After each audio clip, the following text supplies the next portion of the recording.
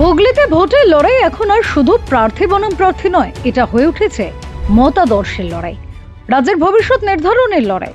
আজ সেই লড়াইয়ের প্রথম ধাপ মনোনয়ন জমা, আর সেই ছবি দেখা গেল হুগলির একাধিক মহকুমা জুড়ে।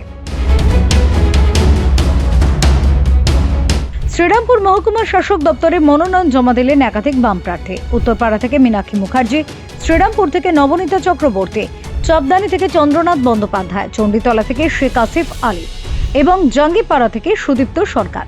শুধু মনোনয়ন নয়, শ্রীরামপুরের গান্ধী ময়দান থেকে বিশাল মিছিল করে তারা পৌঁছন মহকুমা শাসক দপ্তরে। স্লোগান, পতাকা আর সমর্থকদের উপস্থিতিতে পুরো এলাকা হয়ে ওঠে রাজনৈতিক উত্তেজনায় ভরপুর। অন্যদিকে চন্দননগর মহকুমার শাসক দপ্তরেও একই ছবি। চন্দননগরের প্রার্থী মনীষ পান্ডা, সিঙ্গুরের দেবাশিস চট্টোপাধ্যায়, তারকেশ্বরের আদেশ খামরুই, তারাও মিছিল করে জমা দিলেন মনোনয়ন। জ্যোতির্মোড় থেকে শুরু হওয়া এই মিছিল চন্দননগরের রাজপথে তৈরি করে আলাদা আবহ। চুচুড়াতেও বাম শিবিরের শক্তি প্রদর্শন। জেলা শাসক দপ্তর ও মহকুমা শাসক দপ্তরে মনোনয়ন জমা দেন ফরওয়ার্ড ব্লকের সুনীল সাহা, সিপিআইএম প্রার্থী অনির্বাণ সরকার, বিকাশ গোলদার এবং আমজাদ হোসেন।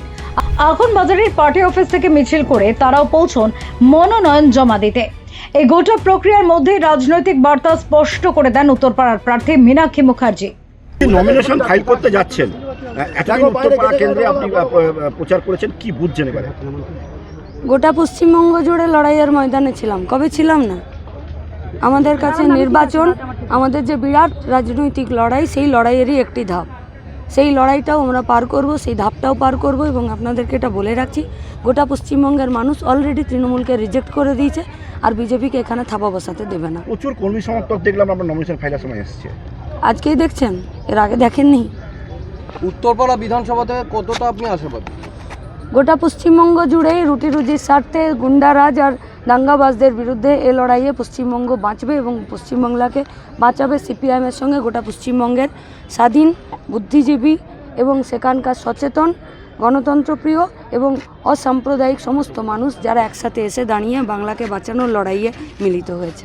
মীনাক্ষী, নিঃসন্দেহে রাজনৈতিক মহলের একাংশ বলছে ভবানীপুর যদি ভরকেন্দ্র হয়, ভাঙড় হচ্ছে ব্যাটেল গ্রাউন্ড, আর নিঃসন্দেহে one of the high voltage কেন্দ্র হচ্ছে এই উত্তরপাড়া। সেখানে বাড়তি চাপ কি একটা কাজ করছে? কারণ যেহেতু নন্দীগ্রামের মতো আপনাদের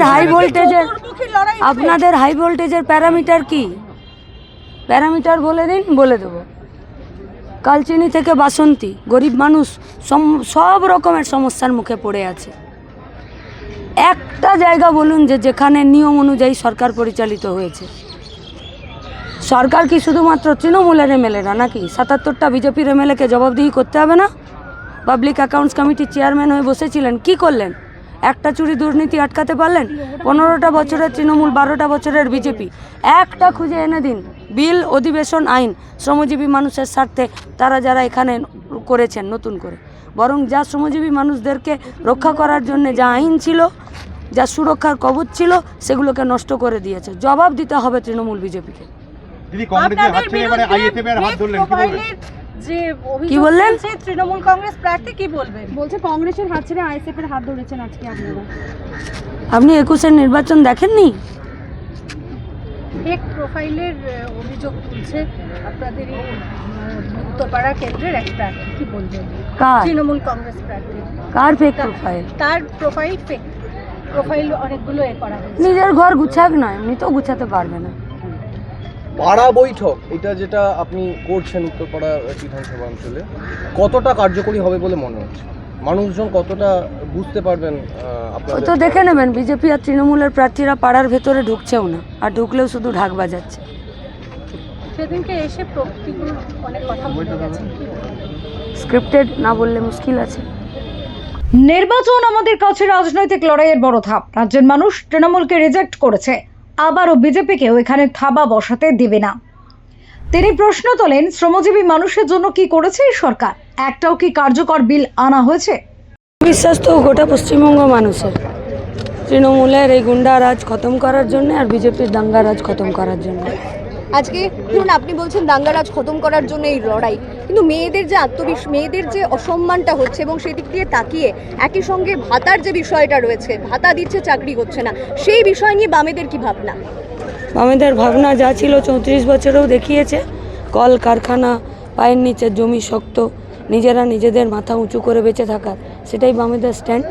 যা কিছু ত্রুটি ছিল সেই ত্রুটিগুলোকে সামনে শুধরে নিয়ে আরও মানুষকে সাথে নিয়ে সামনের দিকে এগিয়ে যাওয়া।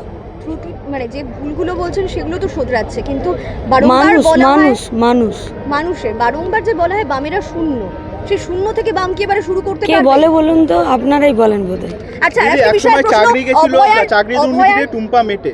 উত্তরপাড়া তৃণমূল প্রার্থী শীর্ষান্ন তার ছায়া সঙ্গী হিসাবে ঘুরছে টুম্পা মেটে, বিভিন্ন জায়গায় পোস্ট দেখা যাচ্ছে, কি বলবেন? আমি দেখিনি, আমি এসব বলতে পারবো না। দুর্নীতি করেছে স্কুল সার্ভিস কমিশন, জবাব যদি নিতে চাই সরকার এবং আপনারা এবং পশ্চিমবঙ্গের মানুষ স্কুল সার্ভিস কমিশনের উপর কাছ থেকে নিতে হবে, আর জবাব নিতে হবে শিক্ষা দপ্তরের কাছ থেকে। এবারেও তো জোট নয়, চতুর্মুখী লড়াই, কতটা কঠিন? কঠিন কেন হবে? কঠিন তো মানুষের জীবন যন্ত্রণা। একদিকে মানুষ আর একদিকে প্রশাসন। প্রশাসন বুলডোজার চালাচ্ছে, আর গরিব মানুষ, মেহনতি মানুষ যারা মাথা উঁচু করে বেঁচে থাকতে চায় তারা প্রতিদিন সেই বুলডোজারের নিচে পিষছে। লড়াই তো এখানে। শূন্যর গেরো কি উত্তরপাড়া কাটাবে? কেন শূন্য বলছেন আপনারা?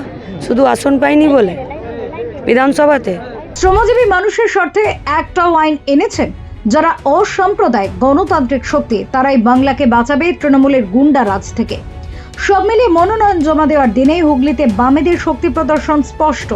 মিছিল, স্লোগান আর রাজনৈতিক বার্তা সব মিলিয়ে শুরু হয়ে গেল 2026-এর লড়াইয়ের কাউন্টডাউন।